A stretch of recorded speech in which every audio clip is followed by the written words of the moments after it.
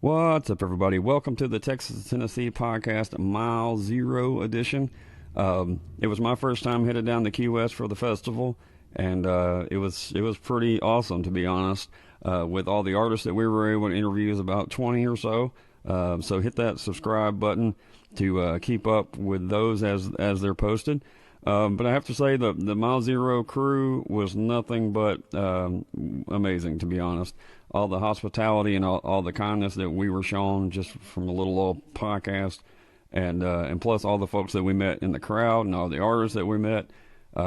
Just walking around, you could pretty much bump into all kinds of folks. So it's an amazing experience. If you've never been, you should definitely. If you're a fan of the Americana, Texas, country, Oklahoma scene, whatever you want to call it. It stretches all the way across the board, to be honest. But definitely, you should cross that off your bucket list. But before we get into the episode, I want to make sure to shout out the folks that helped me and my crew get down there.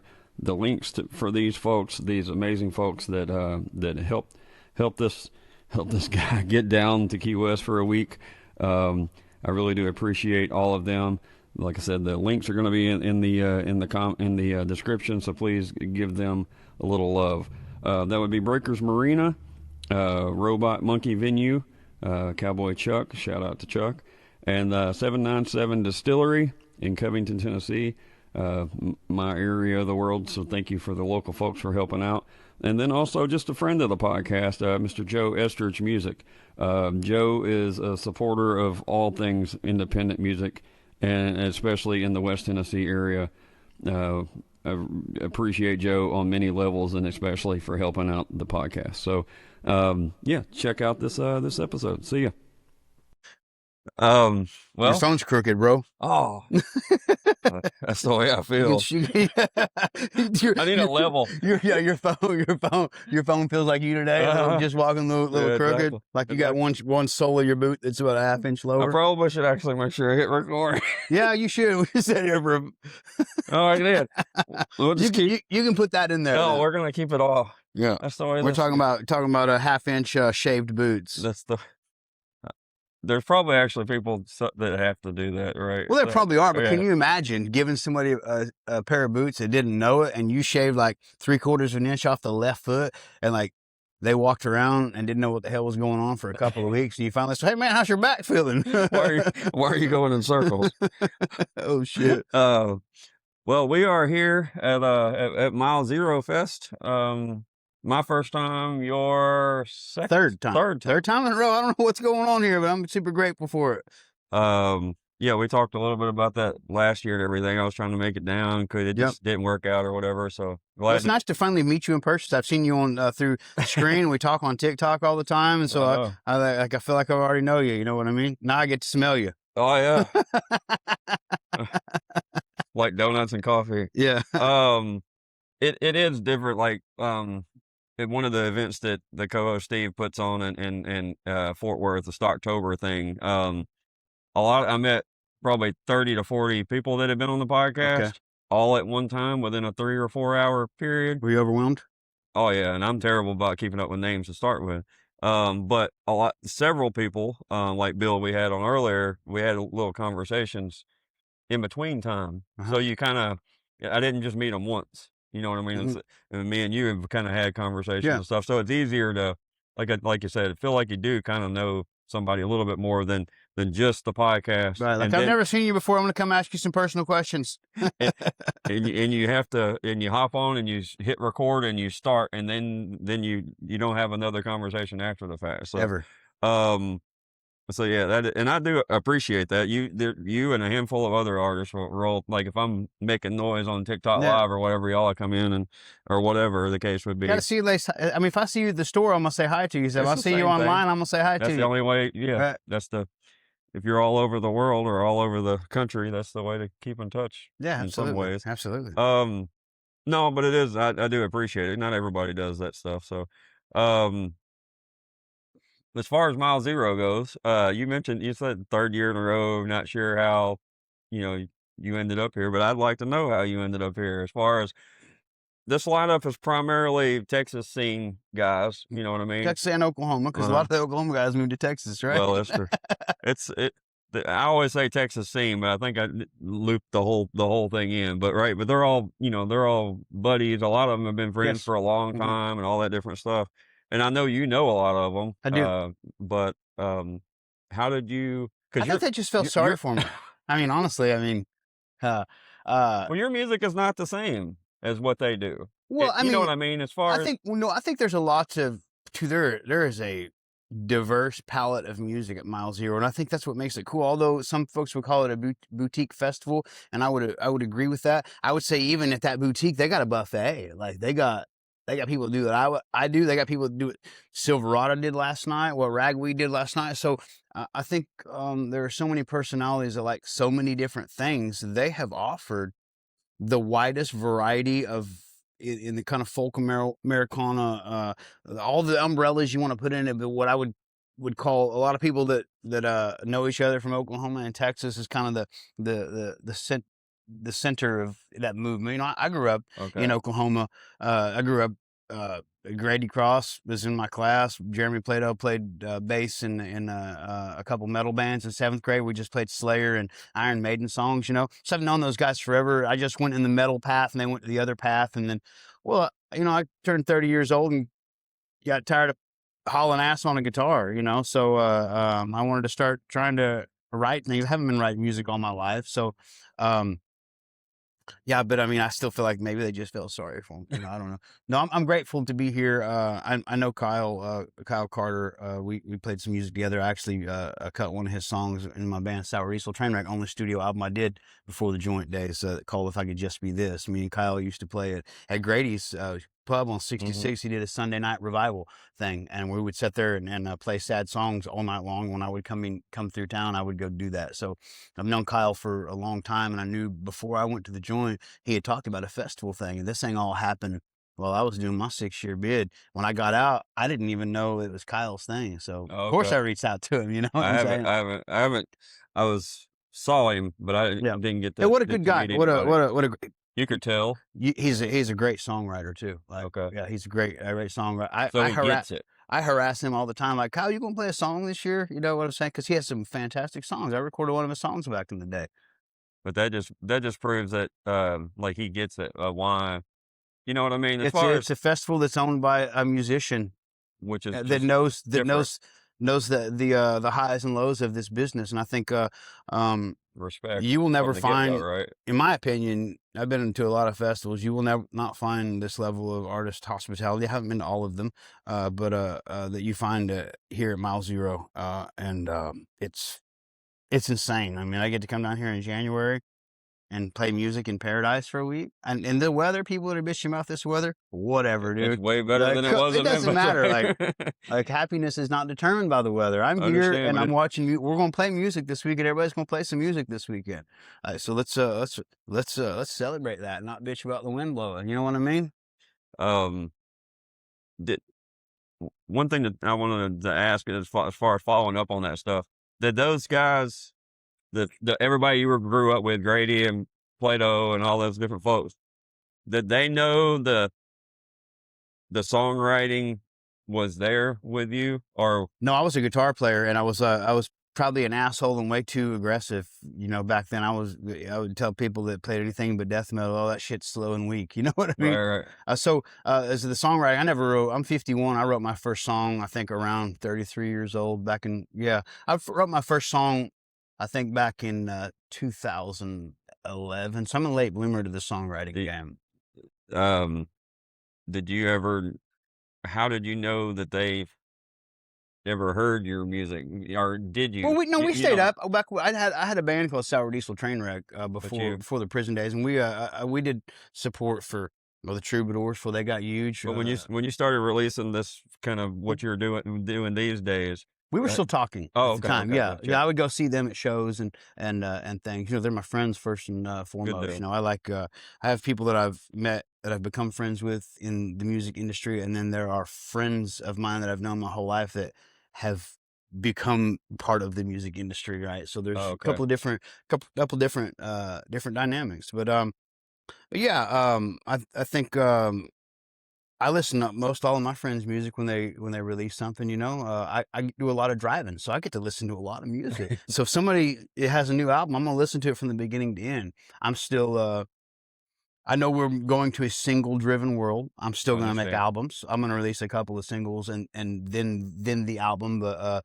I think there's something magical about going in a studio for 5 days with a group of people that you've potentially never met and creating art, and it's great. And I don't like to make albums personally that take more than 5 days. You know, I don't want to work on an album for 6 months. I don't. I want to go in.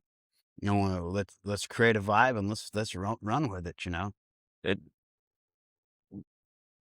it seems like when those moments hit, they're even better, if that makes sense. You know what I mean? Like if I don't know, it just seems something that it's kind of a romance to it as far as when the vibe actually when everything when you do what you just did Mm-hmm. and you come out of it and it's actually like you're really proud of it and that whole thing. It seems like it would be way easier to be romantic about it and be proud of it than something that you slave over and nitpick and all, especially when it actually connects with other people. And I kind of feel like it would connect easier when it's more organic, if that makes sense. Yeah, I think again, I think there are so many different styles of music and different I processes mean, maybe that's just the way my for mind works. making and consuming music. I Yeah, think there's something out there for everybody. But everybody. Yeah, you're right. for the way that I like to consume it, because look, I have friends that have spent 2 months on an album. Their albums sound fantastic, right? Understand. No, I ain't got money. I like part of mine is financial. But I think if I spent 2 months in the studio, I know how I am. I would start hyper focusing on anything. So I've had to give myself some grace and say, I could see like, that. this is what you are. Like, we're gonna make an album. This is what you sound like live. This album that I just made has more instrumentation than the album that I've ever made, and I'm happy about it.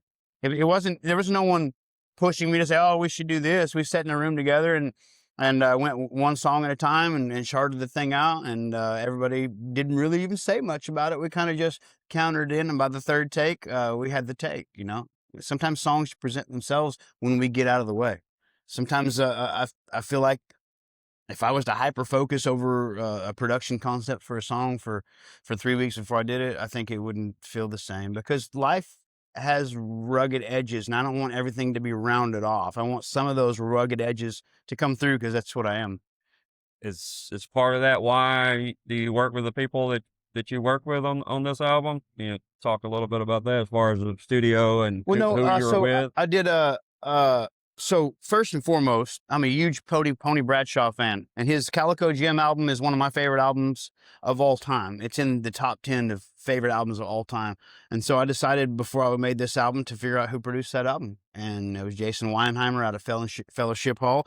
And I sent him an email, and then we had a phone call, and I said, "Hey, I'm going to send you my last two albums. I love what you've done, and see if you want to make an album. But I need you to listen to my last two albums first. I need you to be in it. I don't want you to make an album because I'm going to write you a check at the end of the day. I want you to be in it." And he said he listened. A couple of days later, he said, "I'd love to." And then he sent over the player list, which was I didn't know this at the time. I'm a huge John Fulbright fan. John Fulbright's on this list. John Fulbright, Jesse Aycock, Stephen Lee, Patty Ryan, and Jason on bass. And so my jaw kind of hit the floor, and I still got to pinch myself that I got to make an album with those guys, because I just love this Tony Bradshaw album. Reach out to Jason, didn't even know who he was, and that's the player list that he sent me over, and I'm like, hell yes. Do you know that Fulbright played on that album? What's up? Do you know that he played? Did he play on that? He was there. Yeah, he on was the there. Pony album. Oh, I don't know Don't the know. answer to that. Yeah, I don't know all I'm the not players. sure. I know that Patty. Do some homework on that. I know that Patty played drums on that Okay. album. Gotcha. But It that is a Calico great- Gem album, like sonically, everything, songwriting, the whole thing, the production, what a fantastic album. I know that Jason worked on that album. So, Good. and I also wanted to, I'd made my last two albums with Nielsen Hubbard out in Nashville and Ryan Colwell. I love those guys to death. And I'm super proud of those albums. I just wanted to, I don't want to make albums at the same place every time, you know. I may make another album next year with Jason and them as well, but I probably won't do it, 4 or 5 years in a row. I think I want to keep it, I want to keep it moving. I don't want all the albums to sound exactly the same with the same players. I like to move around. It's cool to it's cool. We made this album live. I never made one live. I usually do my part live, guitar and vocal, but I had headphones, click track the whole thing. Everybody's in one room. That's how we made the album.